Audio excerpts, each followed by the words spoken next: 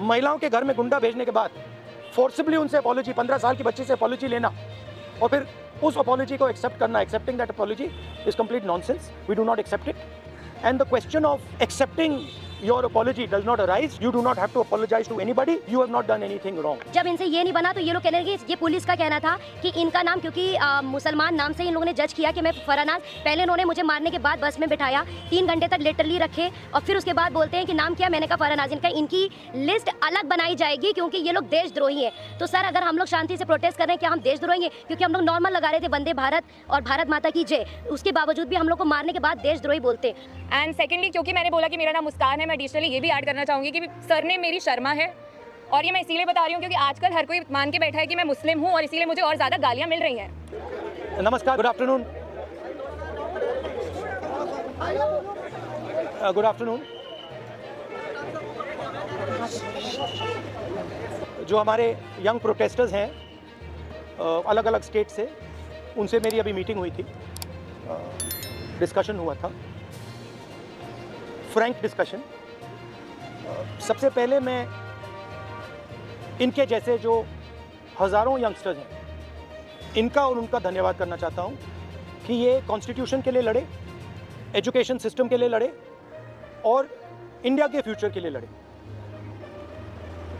Main discussion violence पे था, हिंसा पे था.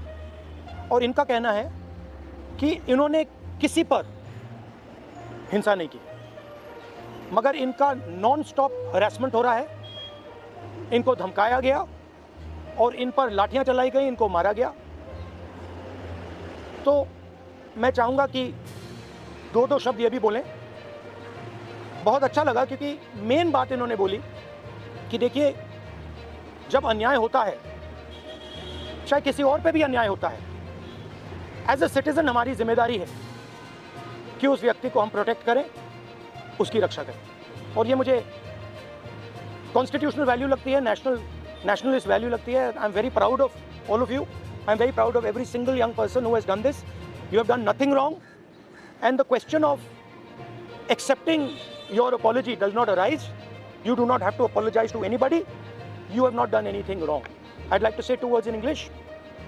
We had a freewheeling conversation with some of the young protesters. They mentioned to me how they were assaulted, beaten, threatened. I'm very proud of them. I'm very proud of what they have done, what thousands of young Indians like them have done. They have defended the Constitution. They have protected the idea of India. They have protected India's future. Complaining about the education system, which is a flawed system, a collapsing system, a useless system, is not a crime. If anything, the system needs to be changed, it needs to be corrected, and that is all they were asking for. They were not doing violence, they were not being aggressive, they were not being nasty. They were beaten, they were assaulted, they are threatened.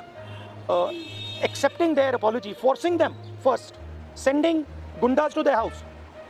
महिलाओं के घर में गुंडा भेजने के बाद forcibly उनसे apology, 15 साल की बच्ची से अपॉलॉजी लेना और फिर उस अपॉलॉजी को एक्सेप्ट करना, accepting that apology is complete nonsense. We do not accept it.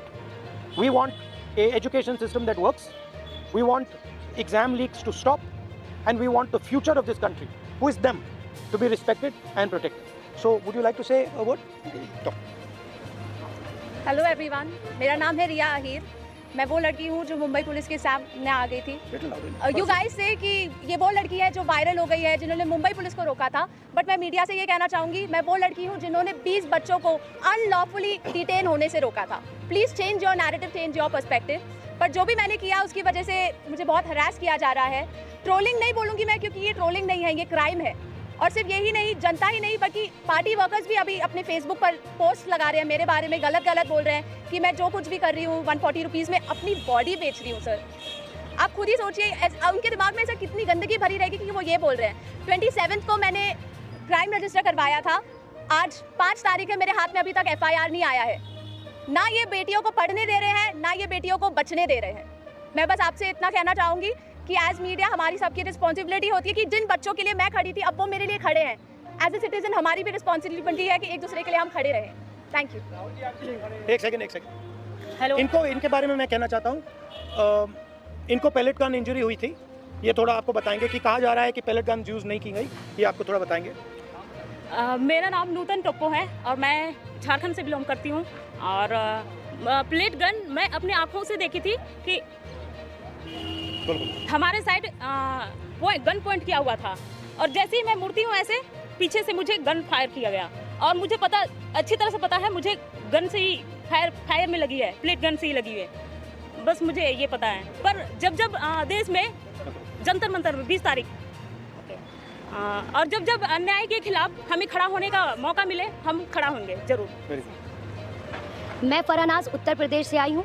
मैं एज अ ग्रेजुएशन स्टूडेंट हूँ, लेकिन हम जब 20 तारीख को जंतर मंतर पे एकदम पीसफुल होकर प्रोटेस्ट कर रहे थे, ये पुलिस के गुंडे बहुत बुरी तरीके से हमको मारे। इतने बुरा इंजर्ड करने के बाद में ये लोग हम लोगों पे ये बोलते हैं कि अगर आप कार्रवाई करोगे तो हम लोग भी डायरेक्ट कार्रवाई करेंगे।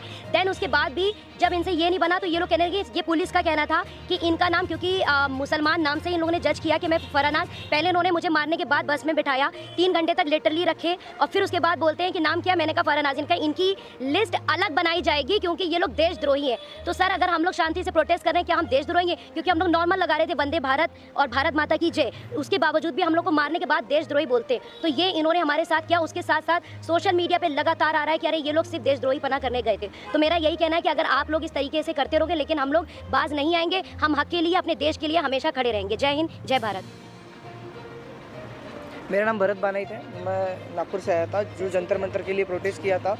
उस प्रोटेस्ट में मैं 20 जून से था, पर 20 जुलाई को हुआ वाक़या, तो हमने धर्मेंद्र प्रधान के लिए जो इस्तीफ़ा मांगा था, उस इस्तीफ़े के लिए इन्होंने इतना अत्याचार किया, इतनी बर्बरता की, शायद हमने अमित शाह का इस्तीफ़ा मांग लिया होता तो इन्होंने हम पे सीधा गोलियां चला दी होती, बॉर्डर बना दिया होता जंतर मंतर को। मुझे इस तरीके से लगता है क्योंकि हमने जो सहा है, मैंने खुद कई बच्चों को एम्बुलेंस में डाला जो ब्लीडिंग हो रही थी, उनसे ब्लीडिंग हो रही थी, मैंने उनको डाला तो सामने जाके उनको रोका गया था। उनको रोकने के बाद उनको फिर जिनके सर पे लगी थी उनके पैर तोड़े गए, और जिनके पैर टूटे थे उनके सर फोड़े गए, हाथ तोड़े गए। मतलब इस तरीके का वाक़या हमने देखा, और अभी तक ज़िंदगी में मैंने ये ऐसा दिन कभी मैंने अपनी ज़िंदगी में नहीं देखा, और ये मेरी ज़िंदगी का ब्लैक डे था, और ये ज़िंदगी में किसी के नहीं आना चाहिए। इसलिए सबने एक साथ सब खड़े हुए, और जैसे मुझे मारा गया तो लोग मुझे देख के आए, पर अभी हमें लगता है कि उस दिन अगर हम रुकते नहीं जंतर मंतर पे तो ये लोकतंत्र का आखिरी दिन होता। यही मैं कहना चाहता हूँ। धन्यवाद। हाय एवरीवन, मेरा नाम मुस्कान है। मैं ज़्यादा कुछ नहीं बोलूँगी, मैं बस इतना बताऊँगी that I was one of the peaceful protesters at Delhi Jantar Mantar. मेरा सवाल बस ये है कि जब मैं शांति से चल रही थी तो पुलिस ने मुझे मारा क्यों? आरएएफ ऑफिसर्स ने मेरे ऊपर लाठी क्यों बजाई? और जब ये साफ साफ रूल है कि आप थाई के ऊपर नहीं मार सकते हो और एक मेल ऑफिसर किसी लड़की को नहीं मार सकता, तो एक male RAF officer raise up, why did he try to jab a baton into my buttocks? मेरा बस इतना सा सवाल है। और अगर इसके लिए जिसको भी उसने ऑर्डर दिया था, अगर वो आके मुझसे माफ़ी मांग ले तो मुझे भी बहुत खुशी मिल जाएगी।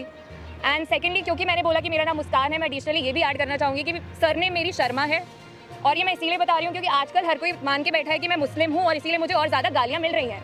And that does not tell anything about me, but that tells a lot about the narrative जो इस कंट्री में अभी सेट हो रहा है कि अगर इसने सरकार के खिलाफ बोल दिया तो ये तो मुस्लिम है, और जैसे ही आप किसी को मुस्लिम बना देते हो समहाउ वो अपने आप ही एंटी नेशनल कैसे बन रहा है। तो हम इस नैरेटिव को बहुत ज़्यादा आजकल फॉलो कर रहे हैं, और ये जितनी भी ट्रोलिंग आजकल हो रही है इंटरनेट पे, जितना भी हरासमेंट हम लोग फेस कर रहे हैं, ये इस कंट्री का नैरेटिव बताता है बहुत साफ साफ। थैंक्स। आप सब लोगों को सवाल है कि आप ज़्यादा इंटिमिडेट किया जा रहा है, आप तरह डराया जा रहा है, आपकी पनिशमेंट हो रहा है, क्यों नहीं अंडरस्टैंडिंग है? व्हाट मेक्स यू स्टैंडिंग है? No, but I want to say something else, which is even more powerful. That there are young people who are standing here in front of India's press, but Amit Shah and the Prime Minister don't have the courage to stand here. अगर ये बाहर जाएगा उसके बाद हमें रोज़ और गालियाँ पड़ने वाली हैं, They are क्योंकि Indian. कल को मेरे साथ गलत होगा, मेरे साथ कोई आके खड़ा नहीं होगा अगर आज मैं दूसरों के लिए आवाज़ नहीं उठाऊंगी। और ये ऐसी country, to be very honest, जिन लोगों को मेरी सुरक्षा करनी चाहिए उस दिन मैं उन्हीं लोगों से पिट रही हूँ। So as a woman of this country, please tell me where am I supposed to go to for my protection. मुझे बस आप इतना बता दीजिए। Just 1 second. One second. मेरा बस एक सवाल है जो भी ये देख रहा है उनसे, क्या जस्टिस आपको सिर्फ तभी मिल सकता है जब आप कोई कॉन्स्टिट्यूशनल वर्कर हो, या आर्टिकल 14 के हिसाब से जस्टिस सबके लिए इक्वल है? ये मेरा सवाल है। So no, last thing I want to say. 1 second. We're not taking any more questions. Last thing I want to say is that for them to come here, जो आपने बोला, it is an act of courage. It is not easy for them to come here. They are facing harassment. They are facing violence. They are facing torture. And I'm very proud that they have the courage to speak so eloquently, so beautifully about what they're feeling. And these are exactly the type of youngsters that this country needs. There's thousands and thousands of them, and I'm extremely proud of what they have done. Final thing, the person who is responsible for this violence, the person who has had the pellet gun fire into this young lady, the person who's had the pellet gun fire into that young man I brought here, the person who has turned the police force against this young lady who's asking for their protection is Mr. Amit Shah, is the Home Minister of India. He does not have the decency to come to Parliament. He does not have the decency or the courage to comment on what has happened. And there's only two possibilities. One, he did not know that this violence was being carried out on the children, in which case he's incompetent.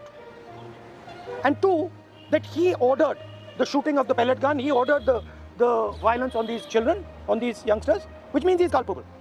Either way, he is responsible. Thank you very much, and thank you very much for coming. All the best. Thank you.